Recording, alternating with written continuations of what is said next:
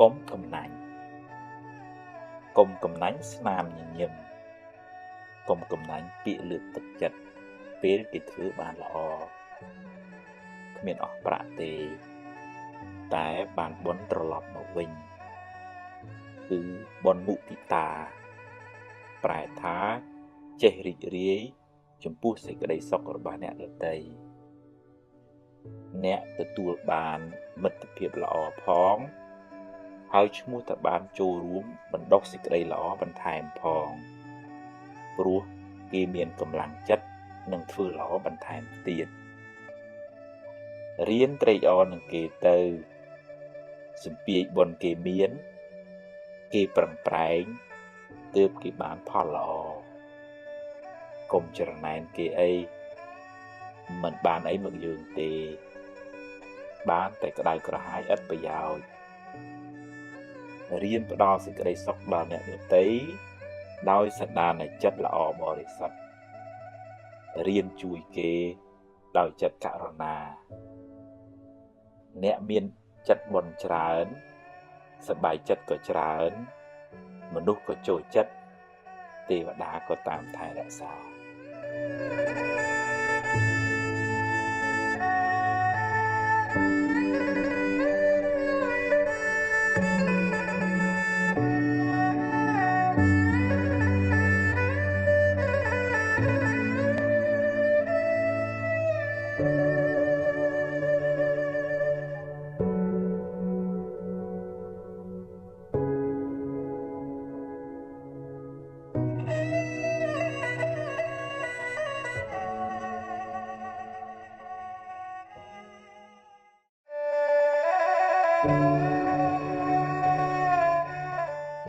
តាមផ្លូវមកវត្តហ្នឹងហើយនឹង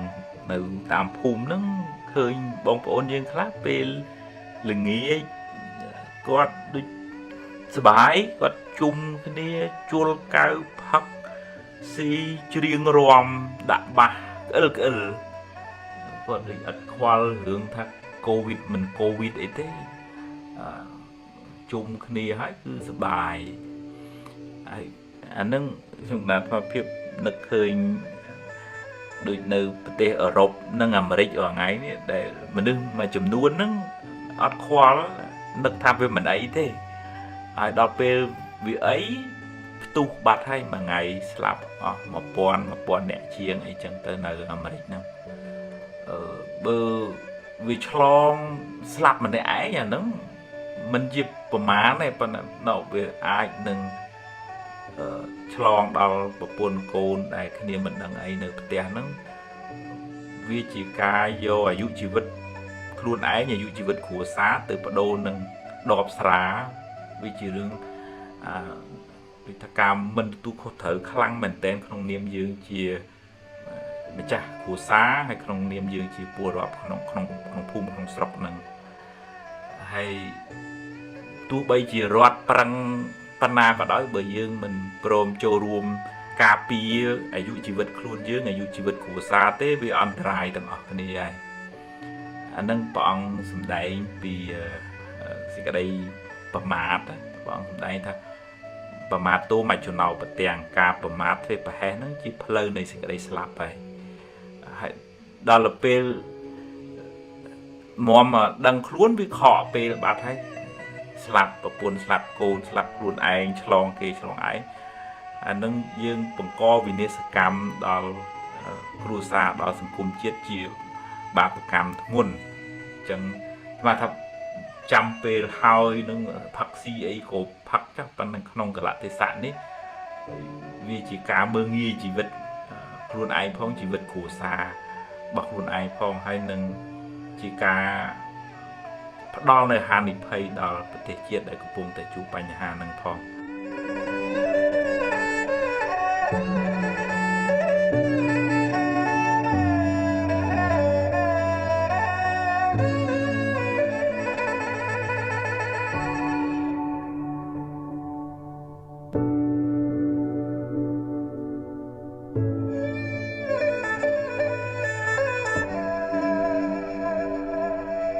កូន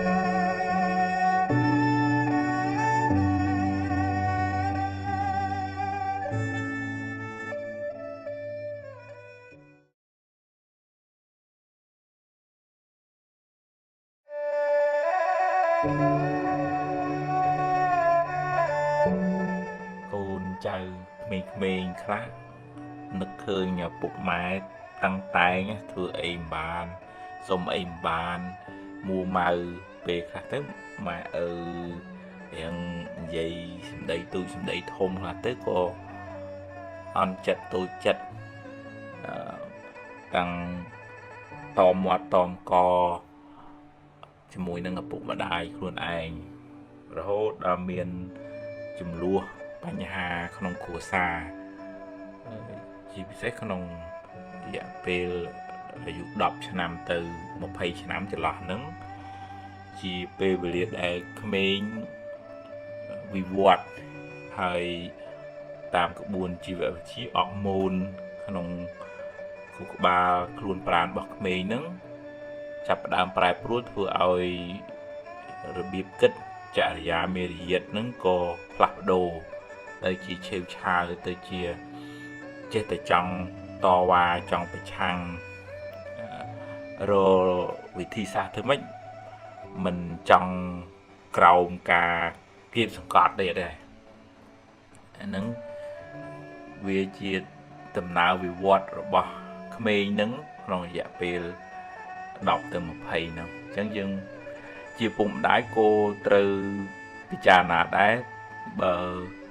យើងកាច់វាអាចបាក់អញ្ចឹងវាមានតែអបហើយក៏មិនអាចនឹងប្រើពើហិង្សាឬក៏គៀបសង្កត់ហួសហេតុពេកអាចធ្វើឲ្យកូននឹងដើរផ្លូវខុសឬក៏ទៅជឿជាក់ទៅពឹងអ្នកខាងក្រៅផ្ទះជាមិត្តជាភក្តិច្រើនជាងស្ដាប់ឪពុកម្ដាយហើយអញ្ចឹងតើម៉ែឪក៏ស្វែងយល់ពីកូនបដៅណែនាំពឹងគេឲ្យជួយហើយត្រូវមានបច្ចេកទេសក្នុងការនិយាយស្ដីហ្នឹងមិនមែនចេះតែវាយចេះតែស្ដីចេះតែថាចេះតែបន្ទោសទេមានចំណុចដែលយើងអាចលើកទឹកចិត្តផ្ដល់តម្លៃឲ្យគ្នាអាចនឹងមានសមត្ថភាពឈរសម្រេចចិត្តក្នុងដំណើរជីវិតខ្លះហើយកូនក៏ត្រូវស្វែងយល់អំពីទឹកចិត្តរបស់ឪពុកម្ដាយដែលខំហត់នឿយយប់ថ្ងៃឈឺជារោគរាប់មកដើម្បីចិញ្ចឹមកូនចិញ្ចឹមចៅឲ្យកូនទៅរៀនឲ្យបានល្អដូចគេខ្វល់ខ្វាយមើលថែសពគ្រប់បាយទឹកនំចំណីសម្លៀកបំពាក់មិនមែនបានស្អីមកគាត់ឯណាគាត់ប្រឹងហ្នឹងដើម្បីឲ្យកូននឹងឯងហើយកូនខ្លះគិតថាទេអាហ្នឹងជាកាតព្វកិច្ចរបស់ម៉ែឪត្រូវតែអញ្ចឹងហើយបង្កើតខ្ញុំមកត្រូវតែចិញ្ចឹមអញ្ចឹងហើយអាហ្នឹងយើងបំភ្លេចនៅសន្តានចិត្តល្អរបស់ឪពុកម្ដាយវាធម្មតាទេឪពុកម្ដាយមនុស្សក្តីសត្វក្តីកើតមកវាត្រូវចិញ្ចឹមអញ្ចឹងហើយប៉ុន្តែជាមួយនឹងការចិញ្ចឹមហ្នឹងម៉ែឪហ្នឹងមានមេត្តាករុណាស្រឡាញ់លះបង់ស្អីដើម្បីកូនហើយហ្នឹងជាគុណបំណាច់ដែលយើងមិនអាចកាត់ថ្លៃបានបើទោះជាពេលខ្លះគាត់មួម៉ៅតុកសិចពិបាកចិត្តស្ដីបន្ទោសថានឹងក៏ក្នុងន័យដើម្បីឲ្យយើងបានល្អដែរអញ្ចឹងតើកូននឹងកុំសូវបញ្ចុះប្រសោបនិយាយប្រឈឺឌឺដងឲ្យម៉ែឈឺចាប់អាហ្នឹងវាជាសមានចិត្តមិនល្អហើយយើងហៅថាជាបាបនោះដែលធ្វើឲ្យឪពុកម្ដាយនឹងពិបាកយើងក៏មិនមែនថាស្ថិតនៅក្រោមអំណាចគាត់ 100% មិនមានសិទ្ធិសម្រេចចិត្តអីសោះទេត្រូវហ៊ានសម្រេចចិត្តទៅលើរឿងរ៉ាវក្នុងជីវិតហ្នឹងខ្លះមិនមែនទៀមទាទាំងស្រុងទេ យើងមិនទាន់មានសមត្ថភាពគ្រប់គ្រាន់នឹងសម្រេចចិត្តទៅលើជោគវាសនារបស់យើងទាំងស្រុងឯងត្រូវការគាត់ណែនាំយើងកន្លែងណាដែលយើងអាចសុំសិទ្ធិសម្រេចហ្នឹងយើងសុំឲ្យដោយសន្តិវិធីទៅមនុស្សចាស់ត្រូវការគោរពអោនលំទោនចំពោះគាត់មិនមែនអាងវាងយើងទៅរៀនហើយយើងនិយាយមើលងាយមើលថោកគាត់អាហ្នឹងមិនអាចបានលទ្ធផលល្អទេអញ្ចឹងវាតលយល់គ្នាទៅវិញទៅមកម្ដាយឪពុកនិងកូនសំដែងការដឹងគុណចំពោះពុកម្ដាយហត់នឿយពិបាកពិបិនគឺដើម្បីខ្លួនឯងនឹងឯងជាទឹកចិត្តមហាករុណាธิគុណធំធេងយកអីទៅប្រៀបបានដែរម្ដាយគាត់ត្រូវស្វែងយល់អំពីដំណើរនៃការវិវត្តរបស់ក្មេងហ្នឹងมันអាចទៅកាច់ផោះបាក់ទៅអាហ្នឹងខូចក្មេងទៅយើងពិបាកយើងមានវិបត្តិសារីក្នុងជីវិតដែរ